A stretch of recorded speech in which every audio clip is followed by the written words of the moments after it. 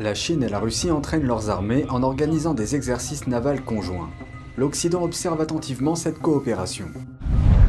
Des milliers de personnes étaient à Washington DC pour réclamer la fin d'une campagne brutale de violation des droits de l'homme qui dure depuis plus de 20 ans. Quelles ont été les conséquences réelles du Covid-19 en Chine? Une fuite d'informations sur le nombre de crémations funéraires donne un indice. Les données ont été rapidement effacées après leur publication. Bienvenue dans Regard sur la Chine. Un événement militaire met l'Occident sur le qui-vive. Les forces navales chinoises et russes mènent des exercices conjoints en mer du Japon. Les opérations menées par la marine russe et la force navale de l'armée populaire de libération de Chine renforcent la coopération internationale entre les deux pays. Selon les médias d'État chinois, plus de 10 navires de guerre et 30 avions militaires ont été déployés pour les exercices. Entre-temps, l'invasion de l'Ukraine par la Russie a franchi le cap des 16 mois. Ce conflit a été très critiqué par l'Occident.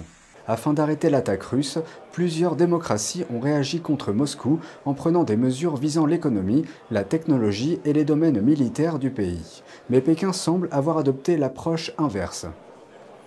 A l'inverse, la Chine a maintenu une coopération solide avec Poutine et a accusé l'Occident de prendre des mesures injustes à l'encontre de la Russie. Un grand défilé a été organisé dans la ville de Washington. Des milliers de pratiquants spirituels sont venus manifester pour réclamer la fin de la campagne de persécution menée par Pékin contre le Falun Gong, l'un des plus grands groupes spirituels de Chine. Le bilan de cette répression brutale continue de s'alourdir. Melina Weisskopf de NTD était sur place. On l'écoute. Nous sommes ici au cœur de la nation, où des milliers de pratiquants de Falun Dafa se sont rassemblés pour sensibiliser l'opinion et demander la fin de la persécution de cette pratique spirituelle qui dure depuis 24 ans. Nous avons parlé à certains d'entre eux qui sont ici aujourd'hui et qui ont vécu cette persécution en Chine.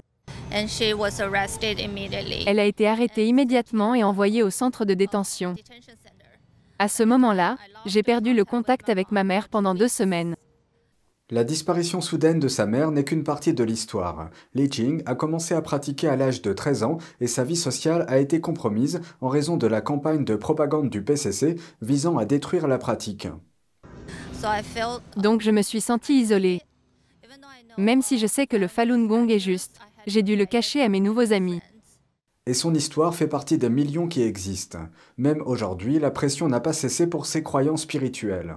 Certains ne peuvent s'empêcher de se demander pourquoi.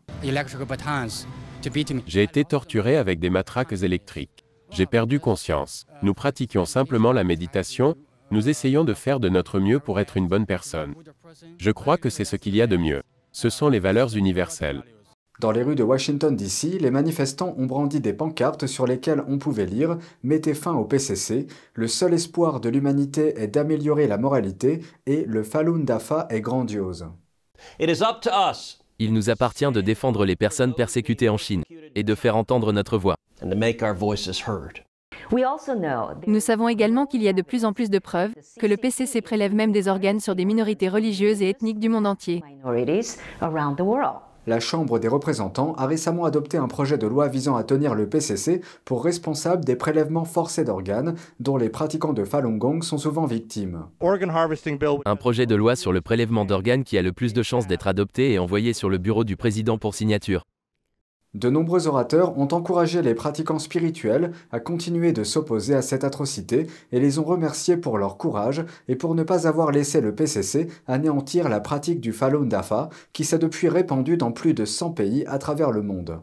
Pourquoi les observateurs de la Chine disent-ils que le Falun Gong est le plus grand mouvement de désobéissance civile dans la Chine d'aujourd'hui? Voici un aperçu d'un futur reportage de l'équipe américaine de NTD.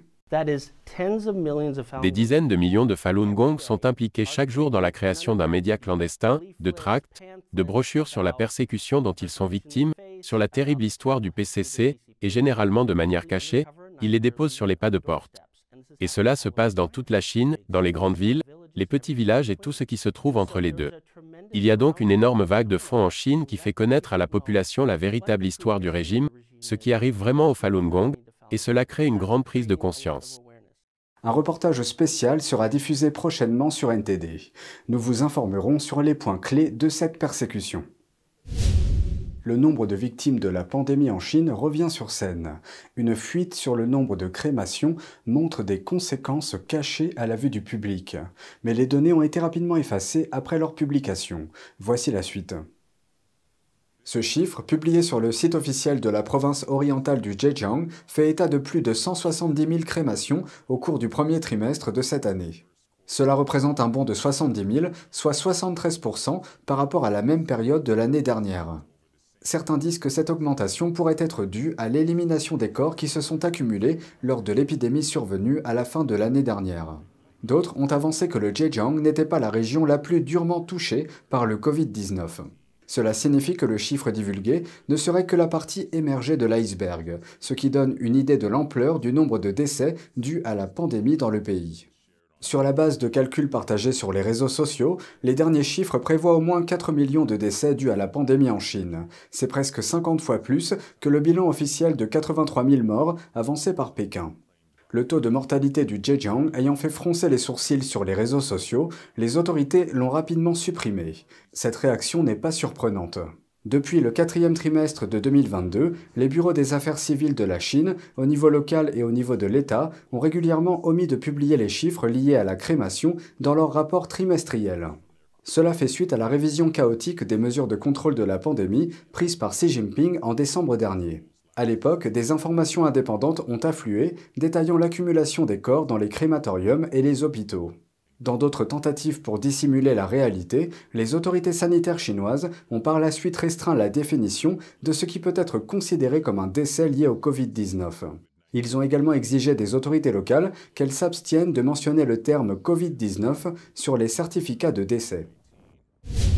Une rare entrevue avec le dirigeant chinois Xi Jinping. C'est ce qui attendait l'ancien secrétaire d'État américain Henry Kissinger ce jeudi. Selon la chaîne d'État chinoise CCTV, l'ancien diplomate, aujourd'hui centenaire, a été accueilli à la maison d'hôte de Diaoyutai. Ce complexe est généralement réservé aux dignitaires étrangers en visite.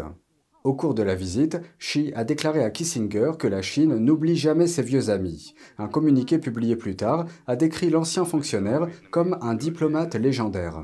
Kissinger a une longue histoire avec Pékin. Il a été secrétaire d'État américain et conseiller à la sécurité nationale sous les présidents Richard Nixon et Gerald Ford. À cette époque, il a encouragé une politique plus amicale vis-à-vis de la Chine dans le but d'apaiser le régime communiste. Cette approche a joué un rôle diplomatique clé dans les années 70 et les efforts de Kissinger ont finalement ouvert la voie à l'établissement de relations officielles entre les États-Unis et la Chine en 1979. Pour en revenir à sa dernière visite, les détails des entretiens n'ont pas été rendus publics. Mais Xi a souligné l'importance des plus de 100 visites de Kissinger en Chine, ainsi que de son récent anniversaire, en mettant l'accent sur les 200, probablement en référence au centenaire du Parti communiste chinois. Un porte-parole du département d'État américain a indiqué qu'il était au courant du voyage, mais que Kissinger agissait en tant que citoyen privé et non au nom de Washington.